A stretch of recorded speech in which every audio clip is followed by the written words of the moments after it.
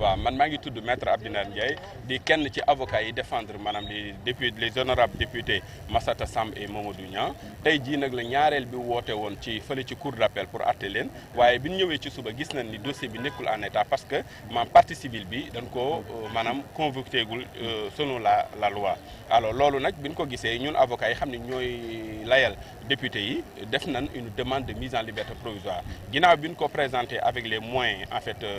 yi xam ni moo yell juge yi dañu suspendroon pour effectivement donner pour maanaam rendre la décision mais malheureusement bi ñu ñëwee li ñu xamal mooy délibéré bi dañ koy dàkk ba le 22 mai incha allah ñu soog koo joxe.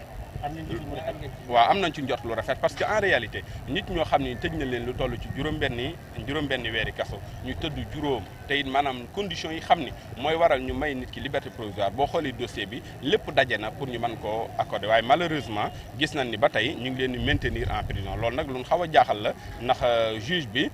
amul dara lu opposé wu à ce que mu mën leen a bàyyi ñu delluwaat ci seen i kër d'autant plus que ay député lañ ay du boromi kër lañu ni nit ñi xam même pour des raisons humanitaires waroon nañ leen a mën a bàyyi ñu delluwaat seen kii egg bu ñu xoolee yooyu yëpp tamit liñ ci mën a jàngat mooy climat social du Sénégal ni mu demee actuellement pour desserrer l'étau doon na baax maanaam situation yu mel nii ñu bàyyi ñi xam ne dañ leen a téye ci wàllu maanaam yu ni mel comme ça bu ko defee nit ñi seen xel mën a dal tuuti.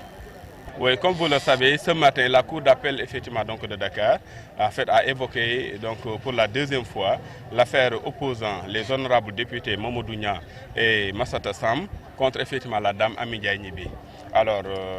il s'est trouvé que le dossier n'était pas en état, en fait pour défaut de retour donc des citations de la partie civile.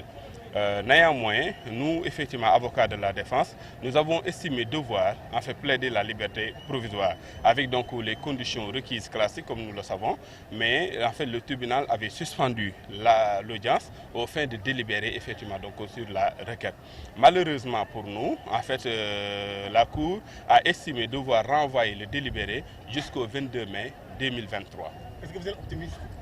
Ah, nécessairement, parce que nous, d'ailleurs, on s'éberlue en fait donc de cette décision pour la bonne et simple raison. Toutes les conditions devant aboutir à une mise en liberté provisoire des honorables députés Massata Samb et Mamadou Niang sont réunies. Donc nous voyons mal en fait le pourquoi en fait la Cour d'appel n'a pas pu effectivement donc accorder la liberté provisoire, qui ne s'oppose à aucun texte effectivement de droit. Oui, c'est pertinent, d'autant plus que en fait, personne ne souhaite à un concitoyen d'être effectivement, de continuer à croupir en prison. Même pour 24 heures, ça vaut effectivement la peine. C'est la raison pour laquelle le législateur sénégalais en fait, vous dit dans le code de procédure pénale que la requête aux fins de mise en liberté provisoire peut être présente à toute étape de la procédure. Vous comprenez? D'où effectivement la pertinence de cette demande. Maître, qu'est-ce qui explique l'absence d'Amy Ndiaye? Bon, je ne saurais pas effectivement répondre à cette question parce que je n'ai pas les coups de franche pour en répondre.